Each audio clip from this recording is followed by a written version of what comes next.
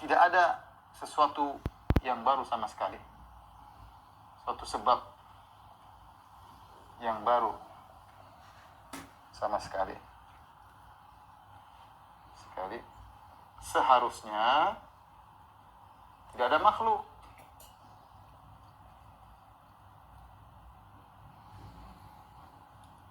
Seharusnya tidak ada makhluk, dan ini jelas sederhana ya. Kalau Allah statis, Allah harusnya tidak ada makhluk. Kalau statis ya sudah, tidak tanpa makhluk. Berarti bagaimana dia bisa menciptakan makhluk? Kalau kita Ahlussunnah gampang. Allah dulu sempurna. Ketika Allah ingin menciptakan, ya Allah punya kehendak baru.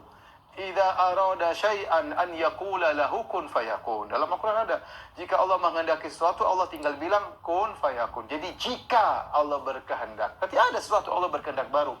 Sifat kehendak Allah azali, tapi Allah berkehendak ini, berkehendak anu, itu baru. Enggak ada masalah. Masalahnya di mana? Kenapa ente harus menyaratkan Tuhan tidak boleh ada suatu kehendak baru? Harusnya kehendaknya semuanya sudah azali. Inilah mereka terjebak dengan satu pemikiran yang mereka anggap suatu absolut, tidak boleh diotak-atik, padahal ini tidak absolut. Gara-gara suatu keyakinan yang mereka ikuti dari Aristoteles sama Plato, akhirnya mereka mentakwil seluruh atau kebanyakan ayat-ayat sifat, mereka takwil semuanya. Tapi dibantah oleh falasifah. Nah, kalau kamu bilang wahai Asy'ariyah, Allah statis, terus gimana Allah ciptakan? Tanpa suatu yang baru, harusnya tetap saja. Ya, ini maksud saya bantahan sederhana, mudah untuk membantah mereka ya. Baik, yang sering mereka katakan ya. Jadi mereka mengatakan kalau kita tetapkan sifat wajah misalnya, kita Ahlussunnah Allah punya wajah ya. Dalam Al-Qur'an banyak. Ibtigha'a wajhi, mengharap wajah Allah Subhanahu wa taala. Kemudian kenikmatan terindah di surga adalah melihat wajah Allah Subhanahu wa taala. Dan banyak ya, tentang wajah, sifat wajah banyak ya. Kata mereka Allah tidak punya wajah. Terus wajah maksudnya apa? Wajah maksudnya zat. Kenapa kalau Allah punya wajah? Kalau kita bilang Allah punya wajah, berarti kita mentasbih Allah dengan makhluk. Saya bilang jawabannya mudah, tidak sesuatu yang sama lafalnya berarti hakikatnya sama. Ya, kita bilang bukankah Allah punya zat? Kita punya zat. Atau antum bilang Allah nggak punya zat? Kalau Allah nggak punya zat berarti Allah nggak ada. Allah punya zat, kita punya zat. Apakah zat Allah sama dengan zat kita? Jawabnya berbeda. Kalau begitu, kalau zat Allah beda dengan zat kita, sama wajah Allah beda dengan wajah kita, selesai urusan. Kenapa kamu harus bayangkan kalau punya wajah berarti seperti wajah kamu? Terus kamu tolak. Yang bilang wajah Allah seperti wajah kamu siapa? Zat Allah beda dengan zat kamu, maka wajah Allah beda dengan wajah kamu. Ini bantahan pertama. Bantahan kedua, kalau kamu mengartikan wajah berarti adalah zat, itu adalah kata orang majas menyebutkan sesuatu sebagian mewakili seluruhnya. Seperti kita mengatakan, saya belum lihat batang hidungnya. Batang hidung maksudnya saya belum lihat dia seluruhnya. Diungkapkan dengan batang hidung sebagai perwakilan dari seluruh tubuh. Ya, tapi diungkap batang hidung. Yang dimaksud batang hidung adalah zat seluruhnya. Kita bilang, kalau kamu anggap wajah Allah seperti tadi, batang hidung mewakili zat, wajah itu maksudnya mewakili zat, kita bilang, oke, kita setuju, nggak apa-apa. Allah sebutkan wajah maksudnya zat. Tetapi tidak mungkin majas itu terjadi kecuali kepada zat yang benar-benar punya wajah.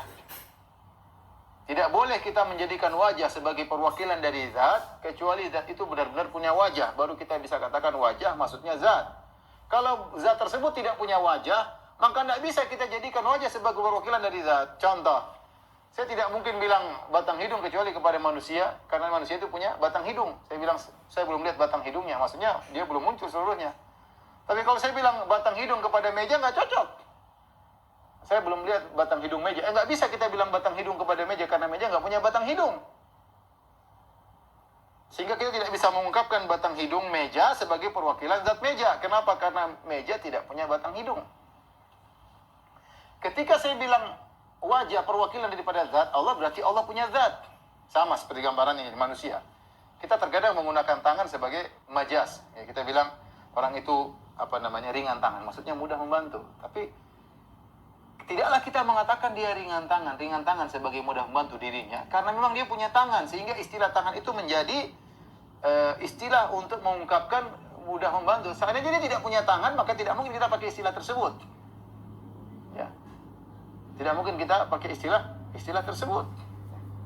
Makanya tidak kita mendengar anjing itu ringan tangan. Nggak mungkin ringan tangan. Anjing mau punya kaki semua, nggak ada. Dia nggak punya tangan, kita nggak bilang anjing itu ringan tangan, suka bantu majikannya. Nggak, kita nggak pakai gitu. Kenapa? Karena anjing tidak punya tangan. Justru saya bilang kalau kita ngikuti perasaan kalian yang mengatakan maksudnya adalah wajah adalah ibarat daripada zat, tangan ibarat dari kedermawanan, maka kita bilang kalau kita pun setuju dengan takwil-takwil tersebut, maka kita katakan ini semakin menunjukkan bahwasanya Allah punya wajah dan Allah punya tangan. Baik, ini model bantahan berkaitan dengan sifat-sifat dzatiyah. Contoh lagi syubhat yang mereka sampaikan, contohnya misalnya dari sifat rahmat. Allah murka, misalnya kita dalam al-sunnah Allah murka. Inna rabbi qad ghadiba al-yawma ghadaban lam yaghdab mithlahu qablahu wala ba'dahu. Ketika orang-orang datang kepada Nabi Adam, wahai Adam, berikanlah syafaat kepada kami agar Allah datang mulai persidangan. Kata Adam, bagaimana saya mau memberi syafaat? Inna rabbi qad ghadiba al-yawma, sungguhnya Rabbku telah murka pada hari ini. Ghadaban, dengan suatu kemurkaan. Lam yaghdab mithlahu qablahu wala ba'dahu. Allah tidak pernah murka seperti ini sebelumnya dan Allah tidak pernah murka setelahnya seperti ini. Jadi ini murka yang baru. Mereka repot untuk memahami hadis ini. Kata mereka, murka tidak mungkin, Allah nggak mungkin murka. Yang kedua, apalagi murka yang baru. Karena mereka tadi Allah statis, nggak mungkin sesuatu yang baru. Akhirnya kata mereka murka, mereka takwil, maksudnya berkehendak untuk memberi hukuman. Mereka takwil. Kita bilang, kenapa kau takwil murka dengan kehendak? Kata dia, karena murka itu berarti golayanu dam, yaitu darah di jantung yang sedang berkobar. Kita bilang, itu lain. Ya. Itu murkanya manusia. Kalau Allah tidak murkanya demikian, tidak. Di mana? Kita malaikat kan bisa marah. Malaikat saja tidak punya darah tercipta dari cahaya. Apakah malaikat kalau marah berarti jantungnya ada darahnya? Malaikat saja tidak ada darahnya, tercipta dari cahaya. Nah, kalau malaikat saja marah, ya, tanpa harus ada darah yang bergejolak, apalagi Allah Subhanahu wa taala. Kenapa kau harus melazimkan kalau Allah murka berarti harus punya jantung, kemudian jantungnya bergejolak? Ini satu. Yang kedua, bukankah gejolak jantung itu bukan sebab marah, tapi dia efek dari marah, ya. Adapun kemarahan sendiri bukan berarti harus jantung bergejolak, ya. Ya, jadi intinya kita bilang marah Allah tidak sama dengan marah manusia. Terus kau artikan apa kalau begitu? Kata Asy'ariyah, maksud kami namanya marah itu berkehendak untuk memberi hukuman. Taib, kita bilang sama dia, bukankah manusia juga berkehendak? Meskipun kau takwil marah kepada kehendak, bukankah manusia juga punya kehendak? Berarti sama saja, kalau kita Allah punya kehendak, kita punya kehendak, berarti tasbih dong. Kata mereka, tidak, kehendak Allah tidak sama dengan kehendak makhluk. Nah, bilang kalau begitu sama saja. Kita bilang marahnya Allah tidak sama dengan marahnya makhluk. Apa susahnya? Ya. Apa susahnya? Ya. Mereka juga mentakwil sifat rahmat. Enggak ada Allah rahmat. Kenapa? Rahmat itu adalah rasa perhatian, rasa sayang, rasa butuh. Allah tidak ada seperti itu. Ya. Kalau gitu rahmat apa dong? Rahmat adalah iradatul khair, iradatul sawab, yaitu ingin memberikan kebaikan, memberikan ganjaran kepada orang yang dikehendaki. Nah, kita bilang, bukankah manusia juga punya sifat kehendak? Kau kan punya sifat kehendak. Oh iya, saya punya sifat kehendak. Terus berarti kau tasbih dong, Allah punya sifat kehendak sama dengan manusia punya sifat kehendak. Oh tidak, kehendak Allah tidak sama dengan kehendak manusia. Kita bilang, lah kalau begitu juga sama. Kasih sayang Allah tidak sama dengan kasih sayang manusia. Kasih sayang Allah maha kasih sayang. Kasih sayang manusia cuma sedikit, nggak ada nilainya dibandingkan dengan kasih sayang Allah. Dialah Ar-Rahman, Ar-Rahim. Jadi intinya, mereka ini Ahlul Bidah ini, mereka sudah terjebak dengan pemikiran-pemikiran filsafat yang mereka sebut dengan qat'iyat. Qat'iyat itu adalah suatu logika yang tidak boleh diragukan lagi. Ya, namanya qat'iyat. Atau mereka bilang ini perkara absolut. Sehingga semua ayat-ayat dan hadis tatkala dianggap bertentangan dengan absolut yang mereka anggap absolut, harus ditakwil. Sehingga Razi punya konun, namanya Konunul Kulli, Takdimul Akal ala Nakal. Razi punya buku, dia tulis tentang konin yang suatu undang-undang komprehensif. Kata dia, jika akal bertentangan dengan dalil, maka didahulukan akal daripada dalil. Ini semua karena dia menganggap apa yang telah ditetapkan oleh falasifah ahli filsafat itu suatu qat'iyat yang tidak bisa diselisihi. Ya, sehingga hadis-hadis, ayat-ayat dia takwil. Semuanya adalah logika-logikaan, ya, logika-logikaan. Baik, kita bicara misalnya sifat ulu. Tadi kita bicara tentang sifat rahmat, sifat ghadab, kemudian sifat wajah, syubhat. Syubhat misalnya sederhana, sifatul ulu. Dan ini baru saya bahas masalah sifatul ulu. Ya. Dan itu mereka ungkapkan, kata mereka, kalau Allah di atas berarti Allah butuh kepada yang di bawah, berarti yang di bawah lebih lebar daripada Allah, sehingga Allah tidak mungkin di atas. Kita bilang, ya, itu logika yang salah. Tidak semua yang di atas butuh kepada yang di bawah, dan tidak semua yang di atas lebih kecil dari di bawah. Contoh antara bumi dan langit, selesai. Bumi dan langit, langit lebih di atas, langit lebih lebar, langit tidak butuh bumi, dan langit lebih luas daripada bumi. Kalau kita Allah di atas, Allah bukan berarti lebih kecil daripada alam semesta, daripada arsy. Allah lebih besar daripada arsy, dan Allah tidak butuh kepada arsy. Makanya Razi mengatakan, kalau Allah di atas arsy, kalau arsy jatuh, Allah ikut jatuh dong.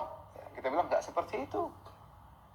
Justru langit dan alam semesta ini Allah yang jaga. Innallaha yumsiku samawati wal ard an tazula. Allah memegang langit dan bumi agar tidak bergeser, agar tidak jatuh, ya. Ya, jadi ini adalah perang apa? Logika-logika. Ketika mereka sudah menolak sifat-sifat Allah, tapi di antara rahmat Allah Subhanahu wa taala, meskipun mereka tenggelam dengan logika, tapi fitrah mereka tetap masih jalan, ya. Makanya ketika mereka berbicara tentang Allah, mereka selalu tunjuk ke atas. Ya, Allah mereka tunjuk ke atas. Ada lagi dan cara syubhat yang lucu yang mereka katakan, syubhat yang lucu, baru-baru ada yang mengatakan, kenapa kita berdoa tangan ke atas? Kata dia, karena kiblat doa adalah di atas. Kiblat doa adalah di atas. Ini adalah kekonyolan, meskipun disampaikan oleh sebagian ulama, tapi ulama terkena syubhat, ya. Kalau kita kembali kepada para salaf, tidak ada seorang pun yang mengatakan kiblat doa adalah langit. Semua kiblat doa ya kiblat salat sama ke Ka'bah. Kiblat doa sama kiblat salat sama-sama ke Ka'bah. Makanya kalau kita berdoa kan kita ayo menghadap kiblat berdoa. Karena kita tahu kiblat doa pun ke Ka'bah. Ini pertama. Tidak ada yang mengatakan, salaf mengatakan kiblat doa ke langit. Ini yang pertama. Yang kedua, namanya kiblat itu mastaqbala bihi, suatu yang dihadapkan. Namanya kiblat itu kita menghadapkan tubuh kita, ya, kita menghadapkan wajah kita. Makanya kita menghadap kiblat.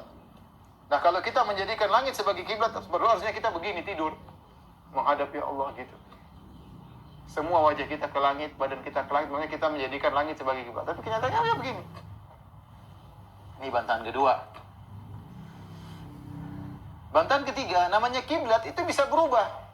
Bukankah dahulu Nabi menghadap Baitul Maqdis ketika sholat, kemudian dirubah ke Ka'bah?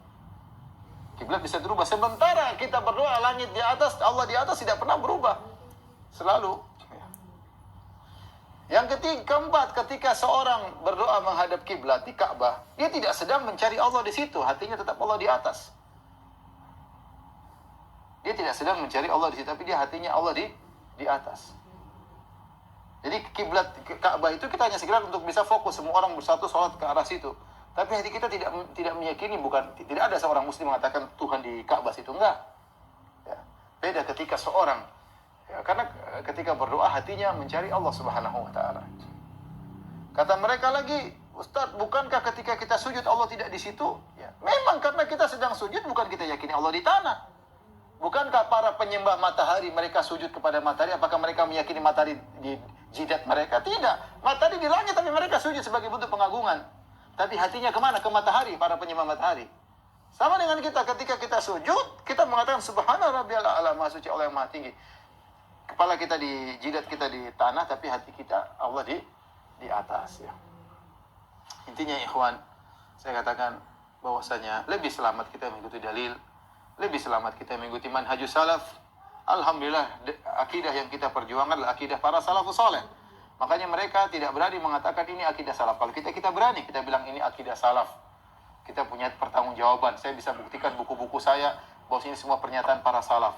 Mereka tidak berani mengatakan akidah kami akidah salafi juga. Nggak berani karena mereka tahu akidah mereka bukan akidah salafi. Ya silakan mereka punya akidah, mau imam ini, mau imam anu, imam Maturidi, imam Abul Hasan, terserah. Kita akidahnya alhamdulillah akidah salaf. Demikian kira-kira para ikhwan dan akhwat yang dirahmati Allah Subhanahu wa taala yang saya sampaikan. Ini tentunya pembahasan yang sangat ringkas, contoh-contoh syubhat yang simple. Semoga bisa dianalogikakan untuk kita bantah syubhat-syubhat yang lainnya. Kalau ada yang bertanya saya persilakan, wallahu ta'ala bisawab.